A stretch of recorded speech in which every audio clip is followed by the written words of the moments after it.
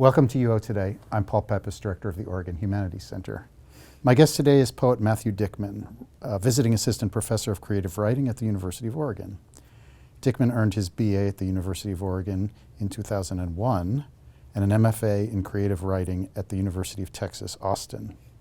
He's the author of the collections All-American Poem, winner of the APR Honickman First Book Prize, Mayakovsky's Revolver, and Wonderland. In 2016, he co-authored a collection, Brother, with his brother, Michael. His latest collection, Husbandry, was published in 2022. Dickman's honors include a Guggenheim Fellowship and the Sarton Award for Poetry from the American Academy of Arts and Sciences. Thanks, Matthew, for coming on the show. It's great to have you with us. I'm happy to be here. So first, tell us a little bit about your background and how you and your twin brother, Michael, both became poets. Well, my twin brother and I and our little sister grew up in a single-parent household with our mom in Portland, Oregon. I naturally just want to speak for both my twin and I because it happened around the same time, but I'll just speak for myself, which is to say that we got interested in poetry in high school. That's when we got interested in it.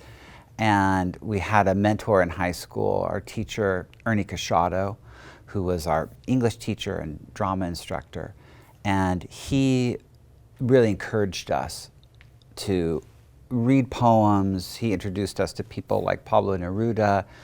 I stumbled somehow in my Catholic high school. There was a copy of Anne Sexton poems in the library, and I found that, and I thought that was really exciting to read. She was writing about things, feelings, and other things that weren't being taught in the classroom. And I also came from a neighborhood where men did not share their feelings at all.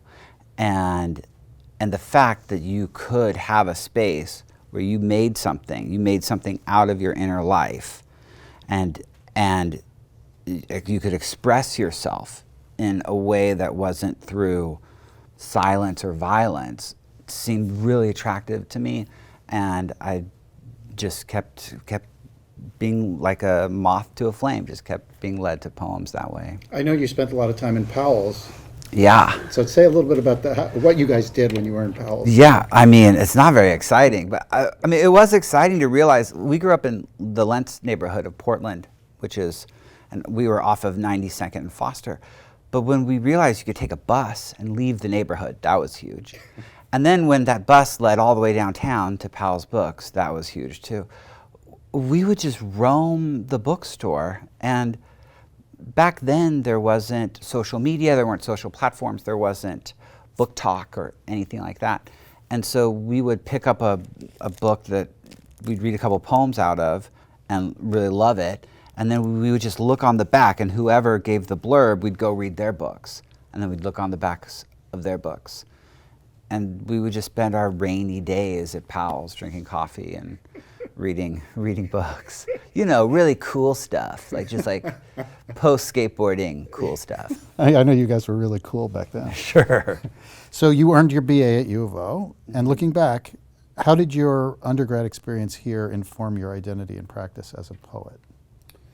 It wholly informed it. I came here initially, and then my twin brother followed, only because Dorianne Locks, the poet Dorianne Locks, taught at the school at the time.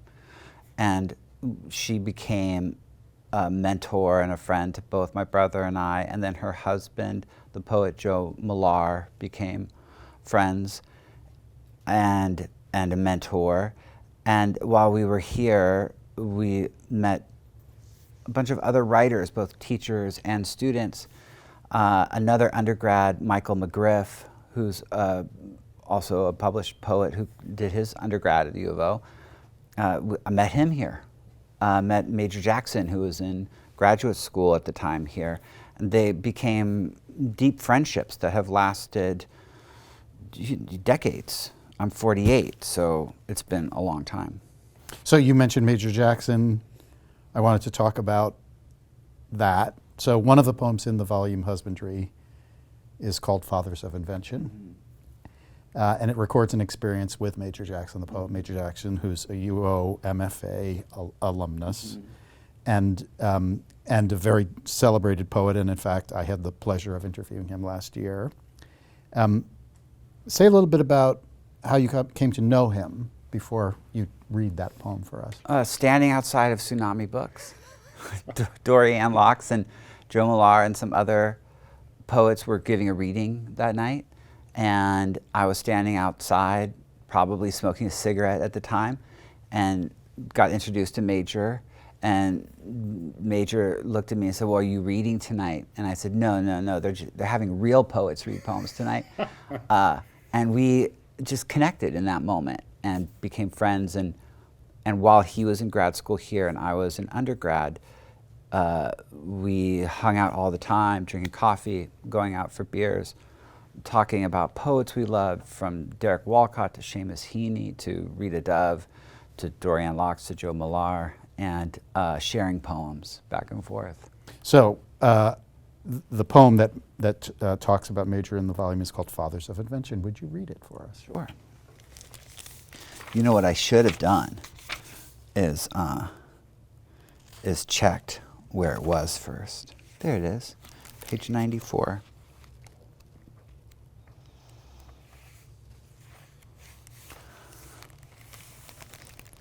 The Fathers of Invention. Major Jackson and I are fond of drinking dark beer and talking about fathers, of his who would leave and return like a season, wearing a nightshirt made out of fall leaves and wood smoke, of mine who no one can say left, as he was never really there, a dream someone has about money, though when they wake up there is nothing but a penny's worth of light on the pillow next to them. When the ghosts of our fathers ask us to set the table, we set the table. But no matter how we fold the napkins, they are always unhappy. When the bodies of our fathers ask our bodies to be theirs, we set ours on fire. Now our own sons are staring us down like bear cubs, staring down a darkness from a forest that only exists for them. Now we are inventing it as we go. We have experimented with holding their hands and hugging them, sitting on the couch with them. We are trying to make sure their feelings don't turn into baseball bats or guns or the unmade bed of an inpatient's medicinal ozone. Before we were the fathers of sons, we were just sons trying to survive our fathers, flying down a hill inside a blue Jetta with a Blaupunk cassette player. And when our sadness threatened to flood the whole car, Major turned up the roots so that whatever darkness he and I thought we were heading toward lifted, and a kind of light pulled up into the driveways of our minds, like a father returned home from a business trip he should never have made. Thank you so much. It's a wonderful poem. Thanks. So this is a poem from your most recent volume, Husbandry. First, tell us a little bit about how that volume came together. It's a COVID book. Yeah. What happened? How did that happen? Well, during lockdowns, Dorianne Locks and Joe Millar and the poet Sharon Olds and Michael McGriff and I started gathering once a week on a Zoom call. And we would just play this poetry game we've played forever, which is picking out some random words, everyone writing it down, going off for 45 minutes, writing a poem, bring it back, sharing it. And that's it. It's not a workshop, it's not critical thinking, it's just making something and celebrating the making of it. And so all of us were writing a poem a week, basically, a first draft of a poem a week. And during COVID, the initial lockdowns and the beginning of COVID for the West Coast anyway, was also around the time that my children's mother and I were separating. So these things about separation and loss, and also parenting, being a father, being suddenly a single father, were issues that were on my heart and in my mind. So those became the poems that became Husbandry. I had not planned on writing Husbandry. I did not work out, I'm going to write this and this. it was just at the end of a couple years of COVID, I suddenly had a lot of pages, and it made sense that they went together. And that poem from Major Jackson, Fathers of Invention, it does come from he and I, our own conversations about fathers, but also of a kind of conversation we've been having. Where in my first book, I have a poem in there called The Black Album, and it ends with a moment that is pulled right out of mine and Major's lives together, where we were driving down a dark road in Vermont and a bear had leapt out in front of the car. And then in Major's second to last book, he had a poem in there called, I think it's called The Romantics of Franconia, where he talks about things that happened to he and I in Franconia, New Hampshire. And so I just thought I would keep the conversation going by writing The Fathers of Invention. So the volume contains a long poem called Husbandry, but I'm interested in why you gave the volume the name Husbandry. Yeah, the title poem is a four-part sequential poem.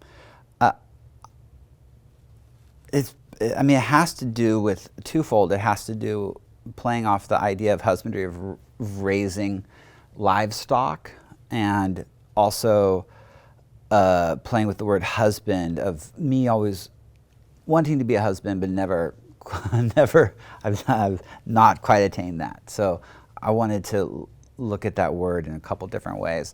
Though I was in Powell's books, and I was in the poetry section, and this was a while ago now, and this young couple were looking at books of poems, and all of a sudden, then the guy said, "Oh, hey, look, this book is called Husbandry," and I was standing over here, and I was like, and the woman he was with was like, "Oh man, your dad would really love that because of the farm or something." You know, like I think the father actually raised livestock, and so they bought it. And I just thought, how disappointed this farmer's going to be when there's nothing about real animals at all. The only animals in the book are children. That's a great story. Would you read the first poem in the volume? Sure, I'd love to. First poem is called Goblin. In each of the stories where children are led out of their beds at night by a broken father or angry stepmother and marched off to be fed into the mouth of a dark wood, the children are supposed to die. In some stories they do. In others they survive but must kill a witch or an animal in order to live, which is, to be fair, a different kind of death, but a death all the same. Imagine the fog around their small ankles like a shoreline in the dark. Imagine how cold their skin would be beneath the thin overcoats of their nightshirts. The little heat the parents are giving off beginning to dissipate like dew as the children take that last step into the copse of trees and are swallowed up. There are so many ways to eat the young. Yesterday, Owen was riding his red radio flyer tricycle around and around our red dining room table. "Get me, Papa, get me. You're a goblin, come get me." And I know I shouldn't have really become a goblin, that was not what he was asking for. He wanted his papa and a funny voice. Instead, my body grew like a shadow and turned green, craven, and heavy. "You can't run from the goblin, the goblin, the goblin," I sang and chased him round the table. "You can't run from the goblin, I'm going to eat your skin." Then he stopped, knowing that I was no longer there, and looked up at my face, and not seeing my face, began to cry and shake. I knelt down and held him and said, "I'm sorry, it's just Papa. Was that too scary? We won't play that anymore." And he calmed a little and said, "I don't want him, Papa. Tell the goblin not to come back." When you ask parents how they ever raised their children, they will often say, "Half the time I had no idea what I was doing." But I think we do know what we are doing. And so does the forest and the dark in the forest, and the wind in the dark, and the beasts, the broken fathers, the angry stepmothers, the unconditional bond become errant. also an amazing poem. So as that poem makes clear, it's a very good example of many of the poems in the volume respond to the challenges and joys of being a parent and a father. Before you were a parent, you were also a poet. How do you think parenting has transformed your poetry? My answer to that would be, it hasn't, I don't believe it's changed my work in formal ways. It's changed the impulse of my work. When I was younger and single and had no children or anything like that, I loved poems. I made poems to, explore my inner self, but I also like, making things for praise, to be honest. I think I like the attention. And having kids, I'm really not in search for that anymore. When I make work now, whether it's poems or short stories or whatever it is, more and more in my heart of hearts, I feel like this is just it is evidence of me being on Earth. So when I'm not, my kids will have something to go back to, and not just their own memories and me raising them, but will have something physical to go back to and to hear me hopefully speak to them in some way. So I think perhaps they've changed some intentionality of making work. I don't think they've changed. I grew up working 9-to-5 jobs. I'm used to not having time and still writing. I'm sure a lot of people will say, oh, well now, I really have to get away to write, or I only have like an hour to write. I've only ever had an hour to write, so nothing's changed in that way. But yeah, the intention is maybe different. So your eldest son is a teenager. 17, yeah. Has he read any of your verse? He has, yeah. He's read this book, and he's read some other poems. He's such an amazing young man, and he's really into speech and debate, and he's really good at it. And just recently, I felt so moved and honored by this. He used a poem of mine from Mayakovsky's Revolver to be in a speech he gave about poetry, about elegies in poetry, dealing with someone dying through poems. Cool. Yeah. You spoke a little bit about that you didn't think parenting had transformed your poems formally. Yeah. So let's talk a little bit about form.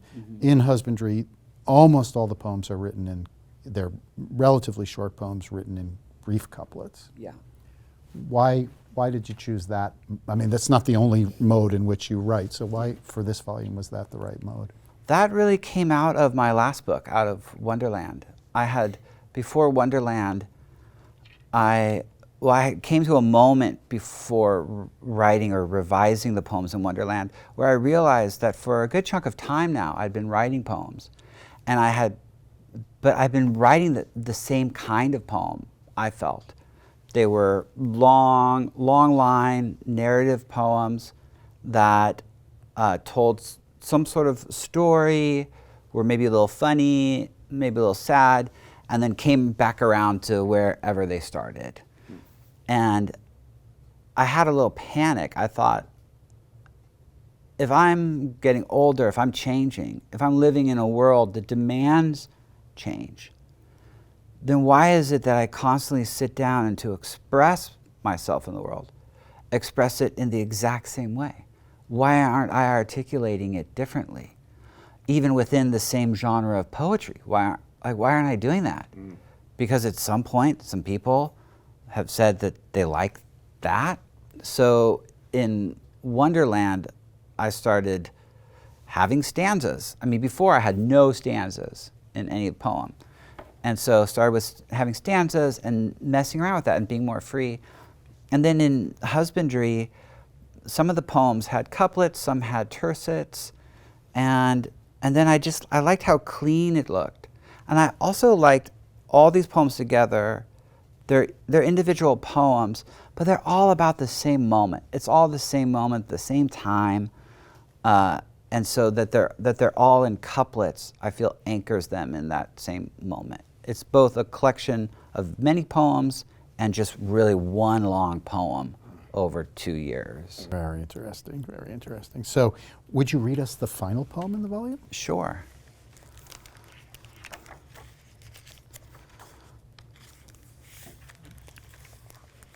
This is a poem called Returning. On the days the children are with their mother, the weight of them somehow lightens and expands. Wait, I think. Don't go is what I feel. Though I know they will be returning, though I know they are loved by her.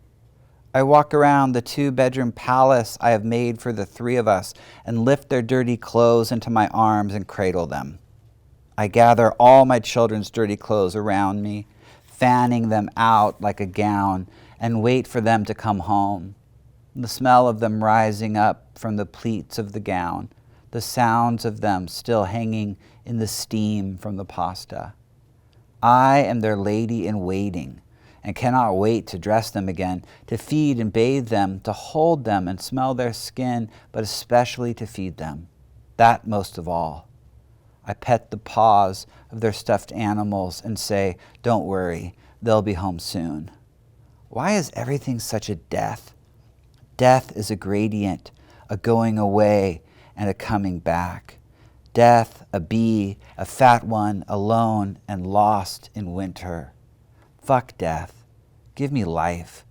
Even the one I've had with all its stupid troubles, with all its waiting around for love, with all its ignoring love, and with all its mistaking meanness for love. Give me a sink full of dirty dishes. Give me a cup of coffee. Give me my children, their sticky hands and feet. And finally, give me a first kiss that is also the last. So as I mentioned, this year you're a visiting assistant professor in U of O's celebrated MFA program. So tell us a little bit about how you approach teaching the writing of poetry. Yeah, oh man, we might not have time for this. I am not a fan of the kind of old school formal workshop. To me, it reminds me of like an unhealthy family dinner where everyone's sitting around, anxious to make, dad or mom at the head of the table happy. And what people call a revision workshop is often just an editing workshop. It's not having a revision of the poem. And I think also workshops for decades have been sort of created with a sort of a disbelief, which is to say, you have brought your poem into my class, and we do not believe it because you brought it in here because there must be something wrong with it. And we're here to help you fix it. And in extension, there's something obviously wrong with you because you've brought in this thing. And more than semantics, I'd like to rearrange that so that the basis of the workshop is belief. I believe in you. I believe in the poem you brought in. And I want to wonder about the poem in community with people. And so I'm not interested in comments like, oh, well, maybe this is 2 poems. Or I'm not even interested in everyone in the group talking if you don't have anything to say. I think that's something else, that there's an anxiety of intellect that gets created in a workshop where you have to say something, you have to say something smart. And that's not my experience with art. And I'm not an academic, so my experience with poems or art, life, music, love, all comes into the workshop. And that's the sort of lens through which I look at people's work and try to guide the discussion. So you say you're not an academic. Do you consider yourself a teacher? Yeah, I think I'm a teacher. Yeah, absolutely. Yeah, I've raised 2 kids. I teach workshops at a place called The Attic in Portland, Oregon, where I have amazing students who the median age is probably around 70 years old. These poets bring in work. Every workshop that these poets show up at, they're bringing in dynamic work. And so far at the U of O, I've been teaching 2 undergrad poetry classes. They're full of amazing poets. I hope I'm teaching them something worthwhile, which is even just to believe in themselves as writers and to continue to read and write. So I want to ask you about this one story I know about you. It's when you met Alan Ginsburg. Mm-hmm. Tell us about how you met him. Well, I met Alan, how old was I? I don't think I was quite 21.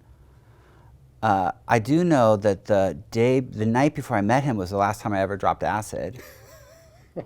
I had dropped acid the night before. It was great. Took this long walk with a friend of mine. And then the next day, my brother woke me up. He was running off to work, and he had heard on the radio that Alan Ginsburg was going to be at the Powell's downtown signing books. So a friend of mine picked me up, and we went down there and got in line. And when I got my book signed, I was trying to talk to Alan, and he said something like, "How's your love life?" And I said, I don't know. Also, to be honest, I mean, I don't think the acid had completely left my system. And then my friend Marshall and I went around downtown, went to a cafe, and then we came back to Powell's, and I went upstairs just to see the empty room again where he had sat. And he was still there talking to some people. And he looked over at me, and I remember I immediately picked up this like big photo book, and I was like staring at a picture of like Nazis marching down a street, and realized I had picked up this like World War II, photos of Hitler or something. And I put it down, and then my friend Marshall came up and said, "You have to go talk to him." So I said something that only an 18 or 19-year-old would do. I walked over. First of all, I interrupted his conversation with these 2 women, which I would never do now. And I said, "I'm sorry, how's your love life?" And he said, "Well, I'm very old." And I said, "Well, well, I'm not promising anything, but do you want to come meet my twin brother?" And he was like, yes. And so we went to a great coffee shop in Old Town and with 3 other people, and we all just hung out there. It was wonderful. And I hung out with him the next couple of days. We meditated together, shared poems. He was so kind to me. And he even wrote some postcards back and forth a little bit after that. It was really nice to meet like a hero of yours, a literary hero, and have them not be a scumbag, have them be like really kind person, which he was. That's another great story. So what are you working on now? Can you tell us a little bit about it? I'm always writing poems in some way. I just finished the last poetry thing I finished. I have all my students, their final projects. It's not a paper on prosody. It's not a ton of revisions. They're each making a chapbook or like a poetry object. Mm-hmm. And we've gotten the first wave of those being turned in. They're amazing and beautiful. And I'm also, because I'm part of the class, making one. So I wrote an elegy to my older brother, and then I got a little wooden casket about this big, and I rolled up the elegy, and then I with wood glue, I sealed it shut. And then I've destroyed it's not on my computer. I ripped up the extra page. And so that poem only exists in this casket that will be with these other chapbooks. And I'm also teaching myself how to write short stories and novellas. So I've been working on a couple different collections of short stories, and I just finished writing a novella, which was really fun to do. Huh, fascinating, fascinating. Writing prose is great. You just keep writing. There's no line breaks. There's no there's paragraphs if you want. It's a lot of fun. Cool. So, Matthew, we're almost out of time. This will be my last question. Have you read anything recently that you would recommend? Yes. I've just finished reading everything that the fiction writer, Scottish fiction writer, Ali Smith has written. So it's my first experience of reading everything someone's published in book form, and that writer's still alive, and I'm just waiting for the next thing. But the last book of Smith's that I read is a novel called Here But For The. It's not the last one that she published, but it's the last one I read. And it is an amazing novel. The whole situation is that a dinner party happens in a really beautiful house outside of London in the country. And during that party, a guest who no one really knows very well goes up between the dinner and the pudding. They think he's going up to use the bathroom or something. But he goes up and he finds the guest quarters and locks himself in and doesn't leave. And then it's the repercussions of that for like the people in the house, and then the town, and then the country of England, and it's amazing. I love Ali Smith. I love her style and her voice. If anyone is looking for a novel or collection of short stories to keep a little light happening during winter, they should pick up an Ali Smith book. Well, thank you so much for that recommendation, and thank you for taking the time to speak with us and share your work with us today. It's been a real pleasure. Thanks for having me. I've been speaking with the poet Matthew Dickman, visiting assistant professor of creative writing at the University of Oregon and author of, most recently, the collection Husbandry. Thanks so much for watching.